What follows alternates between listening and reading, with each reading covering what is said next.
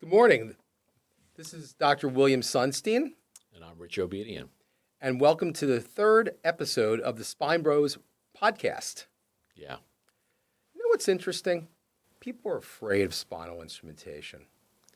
They fear it. People, they have no problem getting metal in their body for a hip replacement, knee replacement, ankle screws, wherever the orthopedic surgeons like to put in hardware. But when it comes to the spine, for some reason, there's a mystery to patients, and they have a problem whenever we say to them, you know what, I think you need to have some pins or some screws to help stabilize your spine. You know, it's kind of irrational because there are really the top three fears that people have. Number one is fear of public speaking. Number two, fear of death. And number three, fear of spinal screws and instrumentation. And I think that emanates from, Is that well documented somewhere? I just made it up. You just made it up But there? it sounds good, doesn't it? Oh, yeah. But I think people have heard so many nightmarish stories about hardware and screws in the back migrating and moving and causing problems that they're terrified of spinal fusion in general. And especially when you tell them that it involves the insertion of pedicle screws and rods and all this carpentry, it kind of terrifies, it puts the fear of God into them. And they really want to avoid that. But I think that one of the problems is that people don't understand, that they don't understand that the spinal cord does not travel down to the bottom. It Correct. ends at the upper part of the lumbar spine, usually what we call L1. Right. And that means that after the spinal cord ends, you just have a sack of nerves. And nerves are very resilient and resistant to injury, actually, believe it or not, if you are careful. But for the most part, I think that's what makes people so fearful, is that they're going to be paralyzed by whatever you do down there because they think the spinal cord is hanging out right there. And that's not what is not the case. That's not the way things are designed in the body. And I think that if people understood that, they perhaps wouldn't have such fear. Yeah, I mean, there's a tremendous fear of spinal surgery for sure. You know, I do general orthopedics in my other daytime job, and when I suggest operations on the shoulder or the knee, people take that in stride. But when you talk about operating on the back, they're very concerned. They often want to see multiple opinions. They're very worried about what the implications of that are, and they're afraid of coming out paralyzed, or they're afraid of not surviving. You know, and I think that's because there have been so many bad stories in the media, whether it be Dr. Death, that got a lot of renown, who was a neurosurgeon in it's always a neurosurgeon. There was a neurosurgeon in Texas. Yes. Who was I believe he's in jail now for various misadventures. Well, he should be. That they thought were that he basically admitted that he felt like he was God, and he was causing a lot of morbidity and deaths even. He intentionally injured people. Yeah, that's really a terrible thing.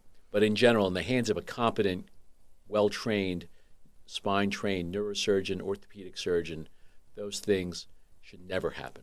We should I think, discuss what are the things that we do to ensure safety in the operating room, to put in screws and to do when it's necessary to use screws. You know, people that come in, let's say, the classic reason and the most common reason that we usually use screws is if somebody has a misalignment of their spine and they require not only a decompression, but they also require a concurrent fusion. And, you know, depending on the patient's, condition, whether they're severely osteoporotic or whether they're very old or, what are their conditions, we will generally decide if we want to use screws or not. In people that have the classic condition of, let's say, for instance, an L4-5 spondylolisthesis, where they have a slippage of that vertebra, the L4 on a forward slip of the L4 vertebra on the L5 vertebra, they will very commonly have what we call lumbar stenosis, which is narrowing of the canal due to arthritis. I always tell patients when I think they need to have the screws placed that they should realize that the decompression is the hard part as far as I'm concerned. The actual placement of the screws is actually, in essence, I think that because you put in a lot of these things, it's the easier part of the surgery. It is, it absolutely is. I think it's generally recommended, we recommend putting in the hardware when there's obvious instability. So cases like lumbar spondylolisthesis, but also you can create iatrogenic or instability that's caused during the operation when you remove a certain amount of the facet joints, and you can create instability in the operating room. And that, I believe, is one of the reasons why people are afraid of spine surgery, because in the old days, they would have an operation where they would have a wide decompression without a fusion, and then, sure enough, they developed instability because of the iatrogenic instability, and then a few months, maybe a year later, they needed a second operation. And as you know, anytime you do a second operation, there's more risk involved. The chance of infection is greater. The chance of spinal fluid leaks is greater. There's scar tissue. It's a much more difficult operation than when it's a version back. So I think if you're going to have the operation, you want it done right the very first time. Done right the first time. Done right initially. And there have been a number of studies in the orthopedic literature and the spine literature that have shown that by adding the hardware, by adding the screws, the fusion rates are much higher. And in the old days, in the 1950s, 60s, 70s, before there was pedicle screw systems and these new technologies that allow us to fuse the spine with instrumentation, spinal fuses were being done without hardware. Right. So now there are newer technologies that where the fusion rates are very high without putting in hardware. Right. We have a lot of materials now available to us that we hadn't had before. Right. So some of those materials, I think in orthopedic, as an orthopedic resident, you learn about osteoconductivity and osteoinductivity. And conduction is basically a scaffold that the bone can grow over, which is good to have. And induction is you actually cause the body to create new bone. So the gold standard for various bone grafts is your own iliac crest. Right, which we don't take as generously anymore as we used to. We still take it, but we use bone graft substitutes because it can cause morbidity by taking that iliac crest. It can cause pain. It can Absolutely. Cause bleeding. They complain more of the hip harvest of the bone graft than they did of the original surgery, these patients. Yeah, absolutely. I mean, ACDFs, when I learned how to do ACDFs, or the anterior cervical discectomies and fusions, as a resident, we did every single one by taking a chunk of the iliac crest. And the patients postoperatively would complain more about that iliac crest site than they had preoperatively. So now we really use allograft bone or cages that are made of titanium that we can then fill with these bone graft substitutes. So there are a number of bone graft substitutes as well as the patient's own bone marrow, which has some inductive properties. Right. So we use the induction, and we also use stuff that conducts the bone. So some examples of stuff that conducts the bone are things like allograft bone graft, right, which is bone graft from a cadaver, from a dead person. That's been radiated. That's been radiated, and it's been sterilized, and it's basically dead bone. It's been cooked at high temperatures, so the chance of disease transmission is infinitesimally small. Right. Patients don't like to really discuss that too much. No. Well, there was a scandal about 15, 20 years ago with one of the regeneration technologies, this company that was harvesting bone graft from funeral homes. And what they were essentially doing was they were going into poorer areas and taking bodies that were due to be cremated and, unbeknownst to the families, removing those bodies and basically removing their tibias and fibulas and all the bone graft, all the bone, and cutting it into little morsels, which could then be used for surgery. Yeah, that's pretty unethical. Pretty unbelievable. And they were using people who would never be a candidate for being a bone donor.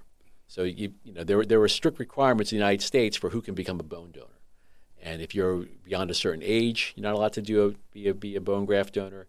If you have certain diseases like cancer, hepatitis, infectious diseases, AIDS, you really should not be a bone donor, and you'd be rejected. And these people were just in it for the greed, and they were because these bone grafts, these small pieces of bone graft, are selling for several $1,000s a piece.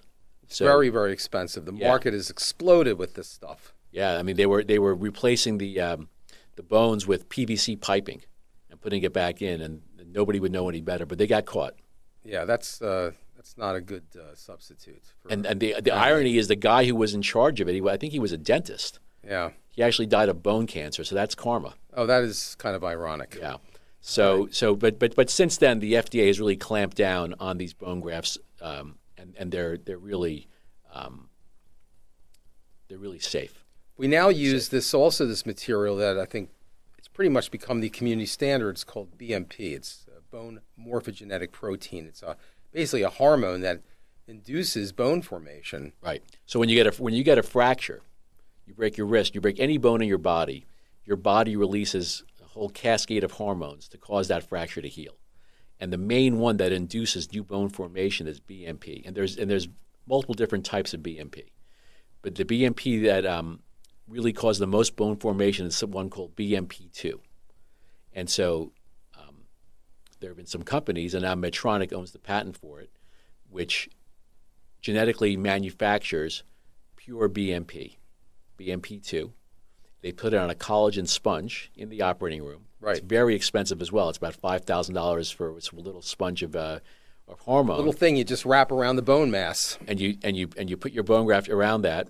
Originally it was FDA approved for ALIFs, anterior lumbar interbody fusions, but since then it's been approved for posterolateral fusions that were non-unions. Right. There was so a lot of the stuff is off-label use in essence. The vast majority is off-label use, meaning that the FDA approved it for a specific use, but as a physician you can make the judgment call to use it for other uses that you deem necessary. And it works. And we've seen it really over time. The fusion creation is fantastic. It works like gangbusters. You basically you take the bone material and you put it in over this little sheet. It's like a sponge, and the nurse applies the hormone onto it prior to doing this, and then you wrap it around, and it looks like a burrito shape. You want to keep the shape. That's the most effective way of using it, and you put it down on the bone and the environment you're creating. You want to create a fusion. In the lateral gutters, right, over the transverse processes where you do the fusion. So the fusion is not just putting in screws. It's also, the screws are just there to hold and to create a rigid system of the segments, to hold the segments together so that, like basically a broken arm, you're putting the arm in a cast that's broken. Stop the motion and you'll get a faster fusion, faster healing. And you put the bone down, and that fuses, and that's really once the bone is solidly fused, there's no more need for the instrumentation, but we don't generally go in and remove the hardware if there's not a problem afterward. That's right. And then there's also another substance that we can use. There's some patients have heard about that whole scandal with the regeneration technologies and the bad bone graft that was being discovered, and they insist they don't want any bone from a cadaver, and oftentimes we'll use synthetic bone. And there's a company called Nanos, or a synthetic bone graft called Nanos, which is a calcium phosphate type of a bone graft, which is basically very similar to bone in its architecture, and the bone can grow into it. Right, it's got a certain pore size that the bone. Exactly. So it's very similar to normal bone, and since there were some other older ones that weren't as good, with ActiFuse and Vitas and other companies that we've used in the past, but I think at this point Nanos is the company that we're using the most right now, and that allows for a good scaffolding to allow the bone to grow into. It's really the patient's own bone that's growing over it. Right. That's just providing the calcium scaffolding that the bone can grow into. We're basically we're recycling the patient's own bone when we do the laminectomy, where we have to remove the bone, right. And so we crush it up, right. And we separate the soft tissue. You don't want to put soft tissue into your bone, and they actually have a great machine now in the operating room. I don't even know how this really works. I have to look at it even more closely. But separates the soft tissue from the bone. Right, because the nurse used to be in the past have to take an instrument and actually strip off the soft tissue, which takes a long time, and it's very time consuming while she's trying to help you do what the main event of the surgery. So anyway, so this is why I worked with an orthopedic spine surgeon, because they're taught from the beginning how to basically anneal two pieces of bone together. So they know all the osteoinduction, conduction, all these terminologies. We as neurosurgeons were being introduced to this in the 80s and 90s, and really in the 90s, and then it becomes part of our language as well now, because it's been ingrained in us by working with orthopedic surgeons and learning about the fusion technologies. So So it's very important to understand this stuff, because this is a big part of what we do in degenerative spine surgery is not only decompressing but also fusing.